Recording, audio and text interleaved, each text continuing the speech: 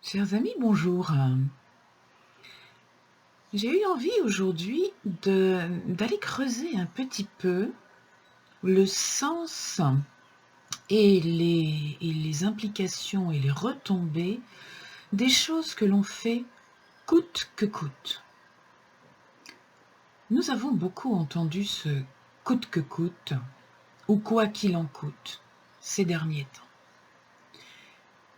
Qu'est-ce que c'est que cette expression? En fait, ça, c'est l'expression que l'on emploie quand on sait que la décision que l'on a prise, que la voie que l'on a choisi de suivre va être coûteuse et va faire des dégâts, mais qu'on a choisi d'y aller quand même.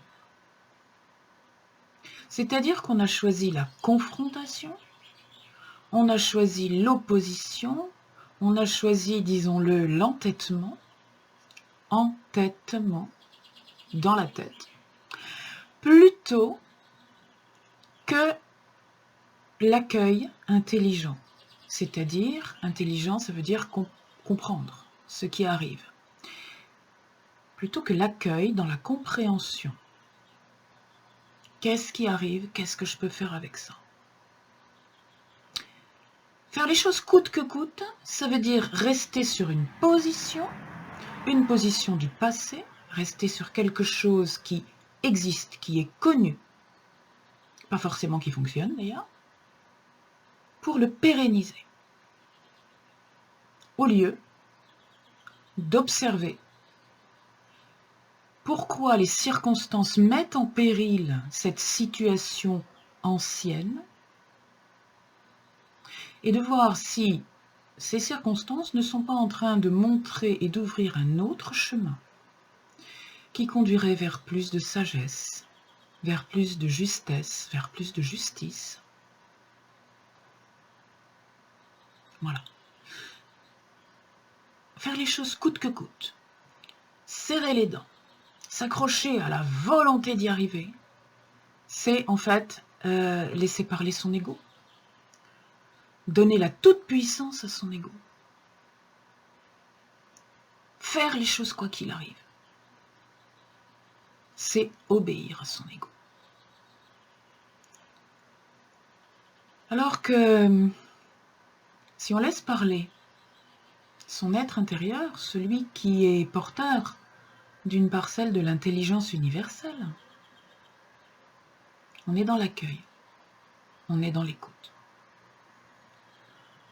Il ne s'agit pas de prendre des risques, il ne s'agit pas de jouer sa vie. Il s'agit de se dire, la situation qui est envoyée va peut-être me donner l'opportunité de changer quelque chose. Et ce changement, il est fort possible que ce soit un changement vers le meilleur. Alors concrètement, dans la situation dans laquelle nous nous trouvons, serrer les dents en se disant il faut tenir pour arriver à passer une crise, à passer un cap, et après mettre les bouchées doubles, voire décuples, pour retrouver la situation antérieure, ou peut-être meilleure encore. Elle n'est pas forcément juste. En tout cas, il est certain que ça n'est pas juste pour tout le monde. Cette attitude, c'est exactement le contraire de ce qu'on appelle le lâcher-prise. Exactement. Le lâcher-prise, ce serait de se dire l'usine dans laquelle je travaille, ou dans laquelle mon mari travaille, ou qui est à côté de chez moi, va fermer. Elle va mettre 250 personnes au chômage. Peut-être. Évidemment, au premier abord, ça, 250 personnes qui ne vont plus pouvoir nourrir leur famille, peut-être. Ça, c'est la première réaction. Et puis, si on adopte l'attitude du lâcher-prise et de l'accueil de la situation, cette usine, est-ce que je n'ai pas moi-même manifesté? Enfilé un gilet jaune, peut-être? Crié dans la rue pour aller dire que cette usine ne payait pas correctement ses employés? que ces 250 employés qui vont se retrouver au chômage, quand ils n'étaient pas au chômage, de toute façon, au 15 du mois, ils étaient à découvert? Est-ce que moi-même, si j'ai une conscience écologique, je ne suis pas descendue dans la rue, enfiler un gilet vert pour crier que cette usine, elle polluait mon environnement? Elle tuait des animaux? Elle tuait des êtres humains? Elle empoisonnait du monde, du vivant? Est-ce que si je suis engagée dans un parti politique, je n'ai pas été criée que les dirigeants de cette entreprise s'en mettaient plein les poches pendant que leurs ouvriers crevaient de faim? Est-ce que, est-ce que, est-ce que, et malgré tous ces gilets, malgré tous ces cris, malgré tous ces défilés, maintenant que cette usine risque de fermer, je vais aller défendre cette usine pour qu'on la tienne ouverte, qu'elle continue à exploiter ses employés, à les sous-payer, à les rendre malades, à empoisonner les rivières, à empoisonner les gens, à empoisonner mes enfants? Ben oui, la logique dans tout ça. Les 250 employés qui vont se retrouver au chômage, eh bien, dans un premier temps, nous sommes dans un pays où, même si tout n'est pas parfait, les chômeurs sont soutenus pendant un certain temps. Est-ce que ces 250 personnes, ça ne va pas leur donner une opportunité de changer leur vie? Est-ce que ça ne va pas leur donner l'opportunité de trouver un travail où ils seront mieux rémunérés, moins fatigués, moins souvent malades, un travail plus sain où ils ne vont pas s'empoisonner à respirer, par exemple, les émanations de produits toxiques? Un travail où ils ne vont pas être debout pendant je ne sais combien de temps, un travail où ils ne vont pas faire les 3-8 en déréglant complètement leur rythme de vie? Ça va peut-être les obliger à déménager, oui, peut-être. Ça va peut-être leur permettre d'aller habiter une petite maison sympa avec jardin, à moitié à la campagne, au lieu de vivre dans un HLM pourri en centre-ville.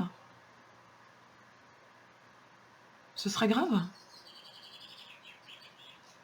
Ça va peut-être leur permettre, s'ils ont une vie mieux régulée, plus régulière, de cultiver leurs légumes, d'avoir moins de difficultés à se nourrir et à nourrir leur famille avec des produits bien meilleurs. Ça va peut-être leur permettre de faire une formation qui va leur donner une qualification, grâce à laquelle ils vont trouver un emploi mieux rémunéré, moins fatigant, moins épuisant, qui ne va pas les tuer précocement. Est-ce que vraiment ça vaut le coup que je défende le maintien de cette usine, qui ne permettra peut-être pas à ces 250 personnes de bénéficier de la retraite pour laquelle ils manifestent, parce qu'ils sont épuisés avant l'âge de la retraite? Et oui, ça vaut peut-être le coup de se poser toutes ces questions. Est-ce que je ne gagnerai pas quelque chose à accepter de perdre un petit peu? On a vu pendant le confinement que la plupart des Français réussissaient à mettre de l'argent sur leur livret de caisse d'épargne. Alors ça m'a épaté parce que ils gagnaient moins d'argent. Pour la plupart, ils étaient en chômage partiel. Et quand même, ils arrivaient à mettre de l'argent sur leur livret de caisse d'épargne. Moi, personnellement, je me suis posé la question de comment ils faisaient. Ça veut donc dire que les gens qui ont réussi à mettre de l'argent de côté, ça veut dire que cet argent, d'habitude, ils le mettent quelque part. Et que ce quelque part n'est pas forcément vital, puisqu'ils ont réussi à survivre pendant le confinement en mettant cet argent de côté. C'est peut-être un peu simpliste comme raisonnement. Mais bon, ça veut donc dire qu'on peut, dans la majeure partie des cas, la grande majorité des gens, pourrait mettre un peu plus de frugalité dans sa vie, pourrait faire un peu moins de dépenses inutiles, non vitales, et survivre quand même. Et avoir peut-être finalement une meilleure vie, en mettant l'argent à des choses plus intéressantes, en mettant l'argent à une meilleure qualité de nourriture, à une meilleure qualité d'habillement, plus écologique, qui permet aux employés qui fabriquent ces vêtements ou ces aliments de vivre plus décemment. Un tout petit peu plus de conscience peut-être. Voyez-vous? Ça, c'était juste... j'avais juste envie de lancer quelques petits feux d'artifice comme ça. On sera peut-être, et ce serait un vrai grand bonheur, privé des feux d'artifice pour le 14 juillet. Ce serait un vrai grand bonheur pour nos amis les animaux. Ce serait un vrai grand bonheur pour les économies des communes qui pourraient mettre l'argent ailleurs qu'en fumée dans le ciel. Oui, c'est beau un feu d'artifice. Bon, on n'a peut-être pas besoin quand même d'envoyer des dizaines de milliers d'euros dans l'atmosphère quand il y a des gens qui meurent de faim dans la rue. Ça, c'était une autre parenthèse. Moi, mon feu d'artifice, j'avais envie de vous l'envoyer sous forme de petites idées. Et si vous déclenchiez un feu d'artifice à l'intérieur de vous-même, un feu d'artifice d'idées courageuses pour changer votre vie, d'idées courageuses pour vous détacher de ce qui vous tient en esclavage, pour ouvrir les colliers. Pour ouvrir les colliers et vous débarrasser de ces boulets qui vous tiennent esclaves, des gens qui font semblant de ne pas être racistes, mais qui vous considèrent comme des êtres inférieurs, en vous demandant de tenir le coup, coûte que coûte. Tenir le coup. Comment vous l'écrivez? Tenir le coup C-O-U-P ou tenir le coup C-O-U-T? Moi, il y a très longtemps que j'ai fait le choix de ne pas enrichir les milliardaires. Dans toute ma vie. C'est un choix à faire. Est-ce que vous le ferez? C'était la petite minute philosophique. Bonne continuation, à la prochaine fois.